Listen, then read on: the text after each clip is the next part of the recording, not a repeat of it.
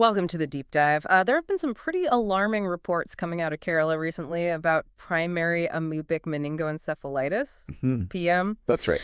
And, for anyone prepping for exams, maybe UPSC, or just trying to stay aware of health issues and current affairs, this really raises some important questions. He certainly does. So today, our mission is really to get a quick, solid understanding of PM. It's this rare but, incredibly deadly brain infection. Yeah, incredibly deadly is right. It's caused by a tiny single-celled organism, Naegleria fowleri.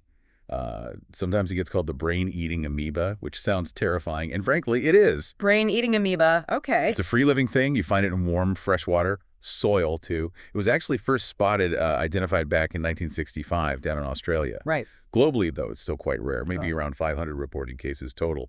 Mostly warmer places, the U.S., Pakistan, India have seen cases. 500 worldwide since 65. That is rare. It's extremely. I mean, statistically, you're much more likely to get struck by lightning, but the lethality, that's another story. It's almost always fatal. Wow. Okay, that comparison really hits home. So, given how dangerous it is, even if rare, where does this thing actually live? Where are people encountering Naegleria fowleri? It likes warm, fresh water. So think lakes, rivers, ponds, sometimes even poorly kept swimming pools or splash pads, surf parks, that kind of thing. Warm freshwater. Okay. Yeah, it really thrives in heat, up to about 46 degrees Celsius. That's, 115 Fahrenheit? That's pretty warm. It is. But critically, it can't survive in salt water or properly chlorinated pools. That's key.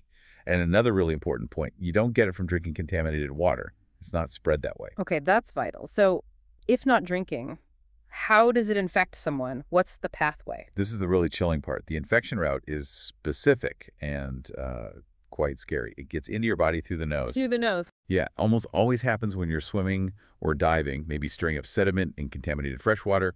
The water gets forced up your nose. Ah, okay. From your nose, it travels along the the nerve for smell, straight up into the brain. Directly to the brain. Directly. And once it's there, it starts destroying brain tissue. And just to be clear, you absolutely cannot catch it from someone else. Right. It's not contagious person to person. Right, not communicable. So once it gets in, the infection starts. You mentioned it's rapid. What do the symptoms look like? They come on fast. And the tricky part is the early symptoms. They look like much more common, less severe illnesses. Like what? Severe headache, fever, nausea, vomiting. Things you might initially dismiss, maybe as flu or bacterial meningitis. Okay, that sounds confusing for diagnosis. Exactly. But then it progresses. Later stages bring on a stiff neck, confusion, people losing balance, seizures, even hallucinations, eventually coma. And the outcome? It's devastatingly high fatality, over 97%. Most people who get it die within just 1 to 18 days after symptoms start. It moves incredibly fast. 1 to 18 days. That's terrifyingly quick. And you mentioned the diagnostic challenge because the early symptoms mimic other things. Precisely. That mimicry is a huge problem. Yeah. Bacterial or viral meningitis often gets suspected first. Getting a definitive diagnosis requires testing this cerebrospinal fluid, the CSF, specifically looking for the amoeba itself. Okay, so you need a spinal tap. Yes. And you need to look for Naegleria fowleri in that fluid. Yeah. But often by the time PM is seriously considered and that test is done and comes back positive, Yeah. the infection is usually very advanced. So it's often too late by the time you know for sure. Often, yes. Which leads directly to the prognosis being so poor. So treatments, with that kind of fatality rate and diagnostic difficulty, what can actually be done? Is there any effective treatment? There's no single guaranteed cure, unfortunately. What doctors do is use a combination of drugs.